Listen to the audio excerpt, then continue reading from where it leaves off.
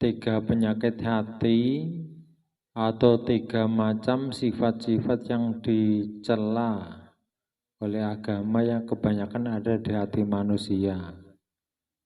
Jika kita bisa menghilangkan tiga macam penyakit hati ini, maka penyakit hati yang lainnya bisa akan kita hilangkan. Tapi kalau tiga macam penyakit hati ini susah untuk kita hilangkan, maka ya yang lainnya mungkin akan susah untuk kita hilangkan juga. Apa tiga macam penyakit hati yang menjadi induk segala penyakit hati lainnya? Yang pertama hasad, artinya iri. Yang kedua riya, artinya pamer amal. Yang ketiga ujub, artinya sombong.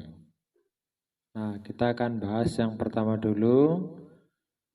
Penyakit hati yang pertama yaitu hasad.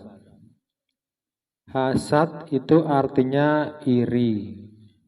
Sifat yang sangat tercela kalau ini ada di dalam hati kita. Biasanya kalau kita melihat ada orang lain mendapatkan suatu nikmat atau mendapat keuntungan, kok hati kita nggak seneng, atau misalnya malah jengkel dan lain sebagainya, dongkol, itu berarti di hati kita itu ada sifat iri. Jangan-jangan ada sifat iri. Itu namanya hasad. Apalagi yang hasad tingkatan tinggi, itu kita sudah iri dengan apa yang diperoleh orang lain. Hati kita ingin agar nikmat yang ada pada orang lain tersebut menjadi hilang. Jadi kita berusaha untuk menghilangkannya bagaimanapun caranya, walaupun akhirnya kita nggak dapat apa-apa. Tapi rasanya seneng. Itulah sifat iri. Sifat iri ini bisa menghilangkan amal ibadah yang kita kerjakan. Dalam sebuah hadis disebutkan, Iyakum wal hasada, fa inal hasada yakulul hasanati kama takulun narul hatab. Rawahu Abu Dawud. Takutlah kamu, jagalah dirimu dari sifat hasad. Karena sesungguhnya hasad itu akan memakan kebaikan seperti api memakan kayu bakar. Jadi kalau kita punya amal banyak, tapi kita ini punya sifat iri, itu bisa jadi amal yang kita kerjakan akan hilang, akan musnah, atau tidak ada nilainya sama sekali. Jadi ini harus kita hilangkan sifat iri dari hati kita, agar amal-amal ibadah yang kita kerjakan itu tidak hilang. Kemudian penyakit hati yang kedua, yang kalau ini ada dalam diri kita, itu juga akan bisa menghilangkan amal. Apa itu? Riya. Riya itu artinya pamer. Maksudnya itu kalau beramal itu tujuannya bukan ikhlas karena Allah, tapi apa? Niatnya karena orang, karena yang selain Allah, ingin dipuji orang, ingin dinilai orang lain dan lain sebagainya.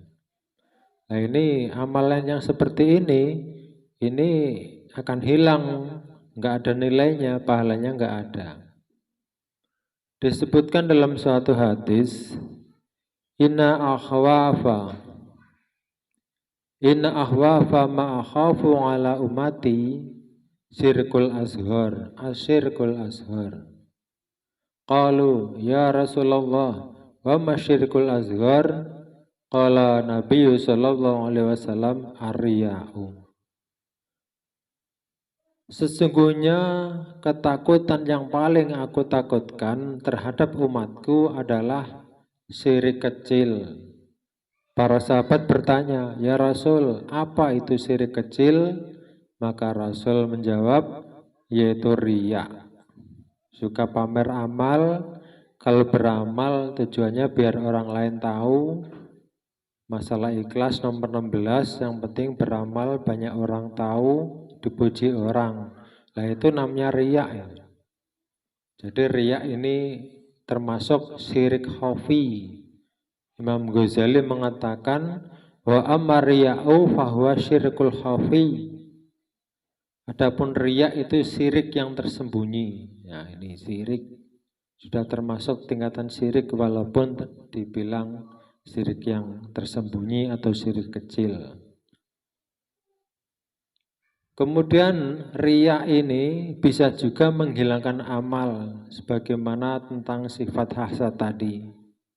Dalam sebuah hadis juga disebutkan ana sahida yu'maru bihi yaumal qiyamati ilan nar wa yaqulu ya rabbi hitu fi sabilik wa yaqulu ta'ala bal aratta ayakula fulanun suja'un waqad qala dzalik. Sesungguhnya ada orang yang mati syahid di jalan Allah, kemudian setelah kiamat datang, dia itu disuruh masuk ke dalam neraka. Maka dia berkata, "Wahai Tuhanku, aku ini telah mati syahid di jalanmu," kata si orang tadi yang menganggap dirinya mati syahid. Maka Allah berfirman, "Apa iya mas? Tidak engkau melu perang di jalan agama, bukankah niatmu agar kamu dipanggil orang pemberani? Dan kamu telah dipanggil seperti itu. Begitu kamu gugur, orang-orang memanggilmu pemberani. Ya itulah pahalanya." Maka di sini nggak ada pahala lagi. Nah, orang yang mati syahid karena niatnya itu biar orang lain memanggil dirinya itu pemberani, mati dalam medan perang membela agama, tapi disuruh masuk neraka karena pahalanya nggak ada, hilang. Makanya Rasulullah bersabda, innamal a'malu binniyati. Sesungguhnya sah-sahnya amal itu tergantung pada niat. Kemudian penyakit hati yang ketiga yang juga tidak kalah bahayanya, apa itu? Ujub atau sombong. Kata-kata sombong ini dalam Al-Quran maupun hadis ini biasanya ada 3 kalimat. Ada ujub, ada kibru, ada fakhru. Sebagaimana Imam Al-Ghazali juga menyebutkan, wa amal ujubu wal kibru wal fakhru fahuwa da'ul nguzol. Adapun ujub dan kibir dan fakhr, ketiga-tiganya ini adalah penyakit yang susah sekali obatnya.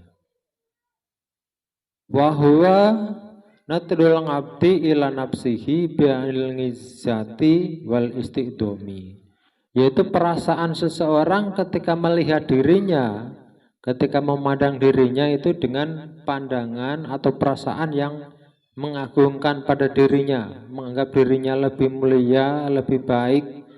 Wa ila huirihi bi'anil ihtiqori wa dhili. Dan kalau menilai orang lain itu selalu perasaannya orang lain itu selalu diremehkan dan dihina.